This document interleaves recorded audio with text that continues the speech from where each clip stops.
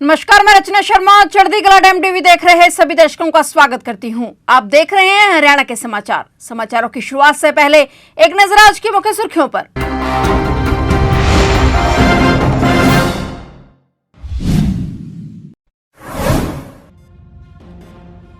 हरियाणा के सीएम नायब सिंह सैनी का बड़ा बयान, किसानों को वहां आंदोलन करना चाहिए जहां कांग्रेस की सरकार। आंदोलनकारी किसानों के दिल्ली कूच के ऐलान पर बोले सीएम सैनी।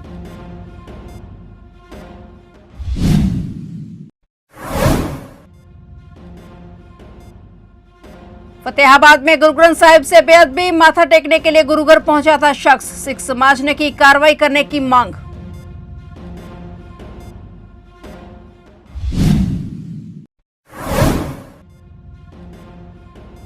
अंतर्राष्ट्रीय गीता महोत्सव में पहुंचे नवीन जिंदल, बोले 23 जनवरी को फ्लैग डे मनाने का करेंगे सिफारिश। 2030 तक कुरुक्षेत्र को विकसित क्षेत्र बनाना हमारा लक्ष्य।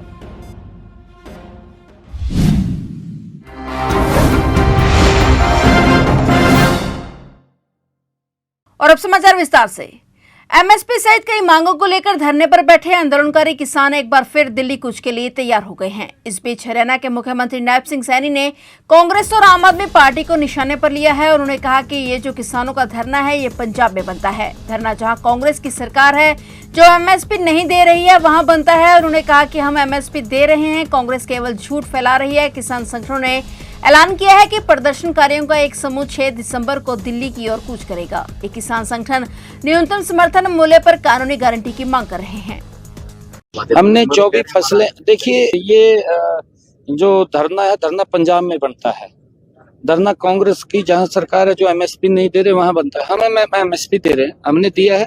और ये जिस प्रकार का झूठ कांग्रेस ने फैलाया था कि एमएसपी बंद हो जाएगा, नरेंद्र मोदी जी लगातार एमएसपी को बढ़ा करके देने का काम कर रहे हैं और अन्य फसलें भी एमएसपी पर खरीद रहे। फतेहाबाद जिले के रतिया क्षेत्र के स्कूल ढाणे स्थित गुरुद्वारा साहिब में अज्ञात शख्स द्वारा गुरु ग्रंथ साहिब की बेअदबी करने का मामला सामने आया है। गुरुद्वारा प्रबंधक कमेटी द्वारा रतिया सदर थाने में लिखित शिकायत देकर मामले में एफआईआर दर्ज कर कार्रवाई करने की मांग की गई है। जानकारी के मुताबिक रतिया के गांव स्कूल ढाणी के गुरुद्वारा दशमेश सभा के प्रबंधक कमेटी के प्रतिनिधिमंडल रतिया सदर थाने पहुंचे और प्रतिनिधिमंडल ने पुलिस को बताया कि एक अज्ञात शख्स ने गुरुद्वारा साहिब में घुसकर गुरु ग्रंथ साहिब के अंग फाड़कर बेअदबी की है। वहीं कमेटी सदस्यों ने बताया कि गुरुद्वारा साहिब में गुरु ग्रंथ साहिब ऊपरी मंजिल पर सुशोभित हैं और गुरुद्वारे के सेवादार नीचे थे। इस दौरान शख्स माथा टेकने के लिए ऊपर गया और बाद में वापस आ गया और इसके बाद ऊपर कोई नहीं गया और शाम को जब सेवादार ऊपर गए तो वहां पावन अंग फटे हुए मिले। इसके बाद युवक की काफी तलाश की गई लेकिन उसके बारे में पता नहीं चल पाया। उन्होंने बताया कि इस घटना से सिख समाज में भारी रोष है और इसी के चलते पुलिस से आरोपी के खिलाफ धार्मिक भावनाएं भड़काने के आरोप में 295 के तहत मामला दर्ज कर कार्रवाई करने की मांग करने के लिए वह थाने पहुंचे हैं।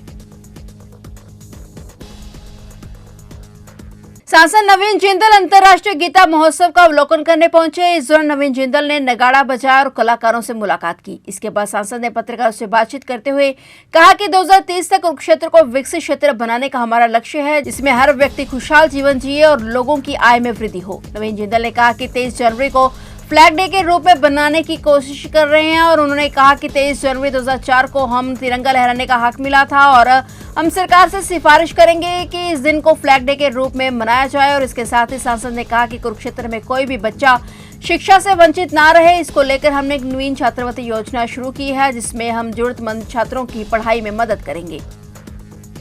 लोगों की आमदनी 3 गुनी बढ़ जाए और हर तरह की सुविधाएं लोगों को उपलब्ध हो और क्वालिटी ऑफ लाइफ, जो ज़िंदगी की जो गुणवत्ता है वो बेहतर हो। गीता महोत्सव पर क्या कहेंगे? अपने लोग यहाँ पे रोमांच भी देखा, खुद आपने नई भी किया।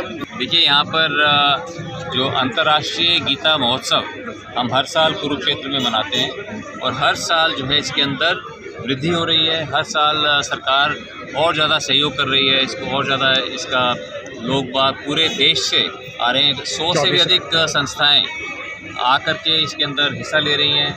24 राज्य इसके अंदर हिस्सा ले रहे हैं और इससे जो है गीता का संदेश पूरे विश्व में फैले, ऐसी हमारी इच्छा है। और बहुत से जो पूरे देश से लोग आते हैं, पूरे देश से आर्टिस्ट आते हैं पूरे देश के, वो आकर के अपना सामान भी लेकर के आते हैं। तो लोगों को के मनोरंजन के लिए भी और लोगों को पूरे देश की झलकें झांकियाँ वो भी यहाँ पर देखने को मिलती हैं।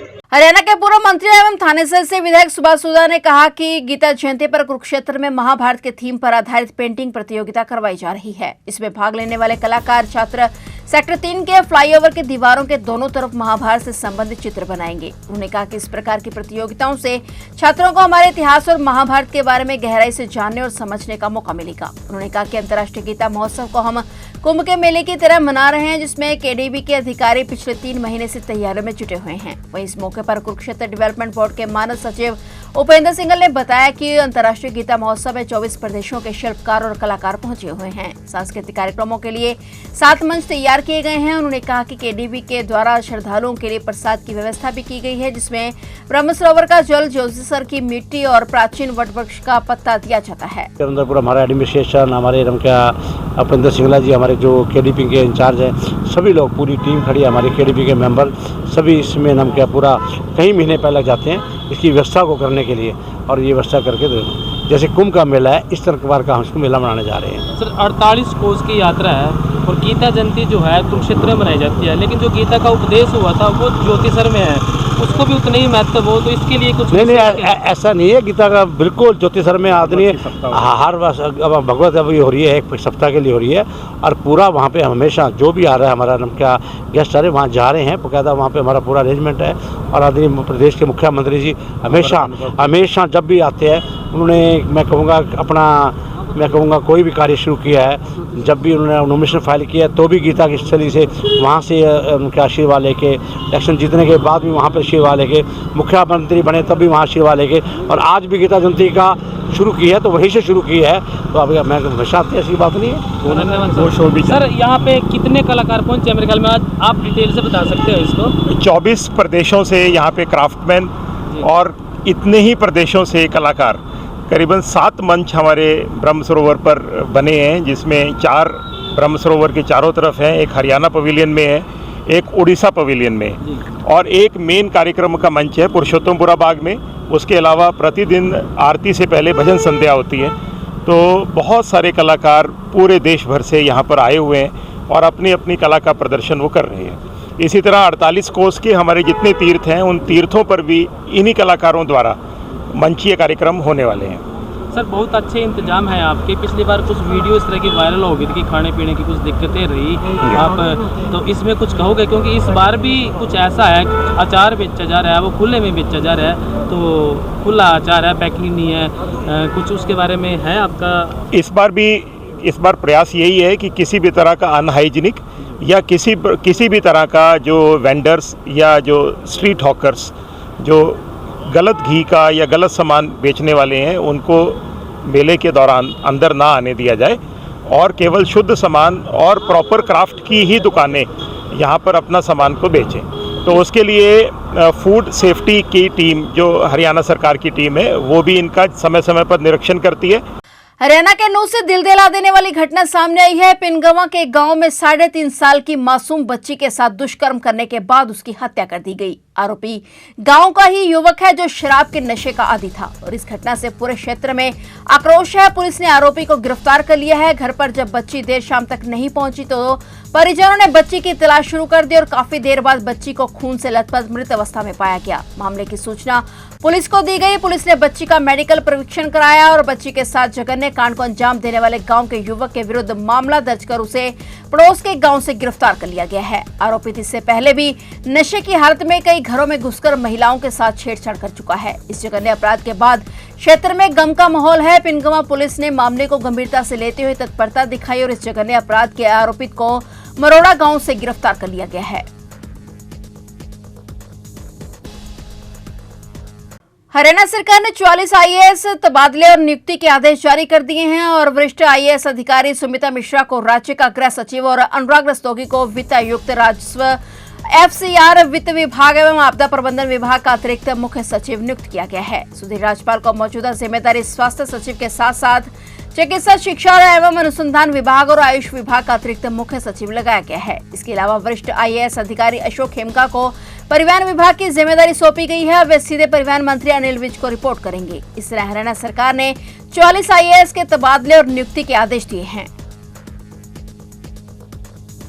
त्रिपुरा के पूर्व मुख्यमंत्री और हरियाणा के बीजेपी प्रभारी विप्लव देव का काफिला दुर्घटनाग्रस्त हो गया। काफिला विप्लव देव को संसद भवन छोड़कर आ रहा था। विप्लव देव गाड़ी में मौजूद नहीं थे। गाड़ी का चक्का गाड़ी से बाहर निकल गया। गनीमत यह रही कि इस हादसे में किसी की जान का कोई नुकसान नहीं हुआ है। इस हादसे के बाद जाम लग गया, जिसके बाद प्रशासन ने रास्ता खाली करवाया।